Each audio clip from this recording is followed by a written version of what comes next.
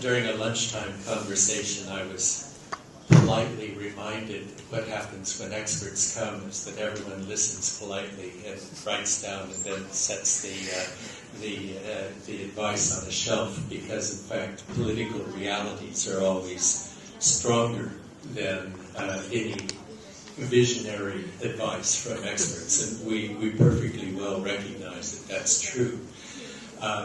And I think to avoid the danger of us just boring one another with comments that will be, in the end, irrelevant, we need to work hard to look for possible mechanisms that can start to shift the discussion.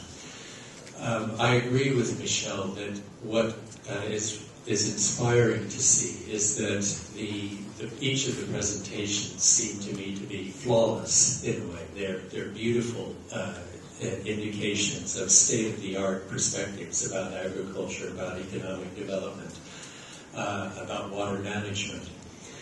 And if we ask how is success being measured in each of the presentations, they would also stand up to any sort of international standards by which we would measure success.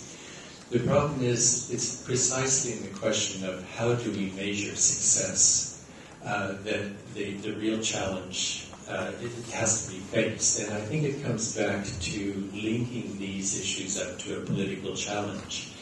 If the only thing that we can do is to continue to seek central government money for services that will then be provided to a pleased population, then in a sense we have failed to deliver something that will really excite the next generation. When we were in Taipei over the last few days, and every single young person who heard from our group that we were going to Tainan afterwards said, "Oh, you're so lucky. That's my favorite city." The interesting thing is, they're not here. Yeah. And I think the thing that one has to begin to ask is, how do you reverse that situation? How do you really create a politics that will lead the next generation to want to be here and also be able to be here? And I think these two things really have to be thought about together. So in a sense, the measure of success is not in how well the services that each of your bureaucracies have delivered services in the past could be delivered again in the future. The measurement of success would be the synergy that allows you to answer each other's challenges through innovative solutions. How do you use a water strategy to promote a better mobility system? How do you use a better mobility system and ecological approach to generate real possibilities of economic development?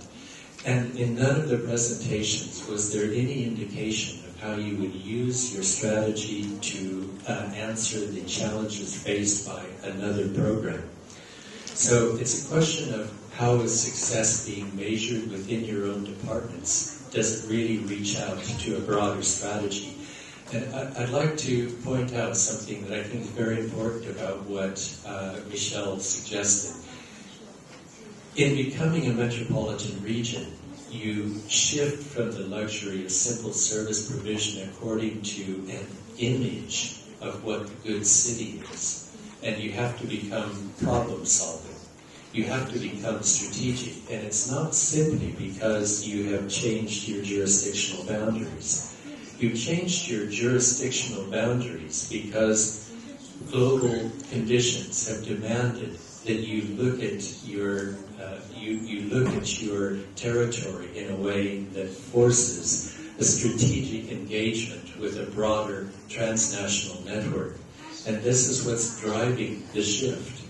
You have to become, in a way, far better at innovating. All of us do. It's not unique. This is not a problem unique to Tainan.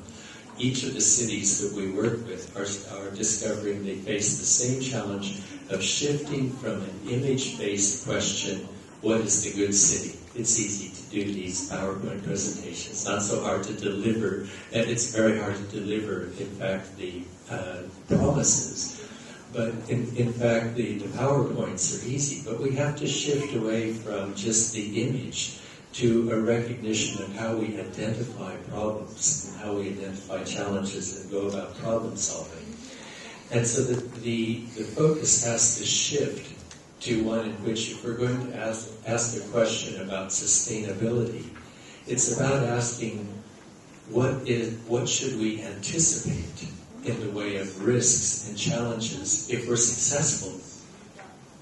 Not what's the problem if we fail. Oh, we just ask for more money from central government. The real challenge is to understand what goes wrong in our system if actually we do attract 10,000 workers to come to a science park that is in the wrong place. Now, the next point that I would like to make is that another key aspect of success, I think, should be understood not just as the synergies amongst your departments, but it's about the creation of stakeholders. Who would come to act? Who would come to invest, to commit to a plan, if your plans are convincing? That's, in a sense, the measure of success. Who would actually become successful themselves if your plans are carried out? And I think, in a way, there is no discussion, really, about what follows on from the first step.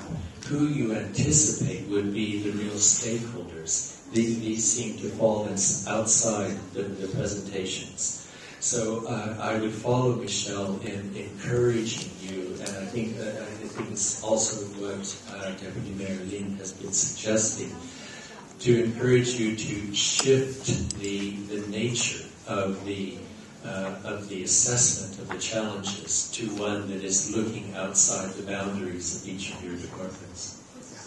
Thank you.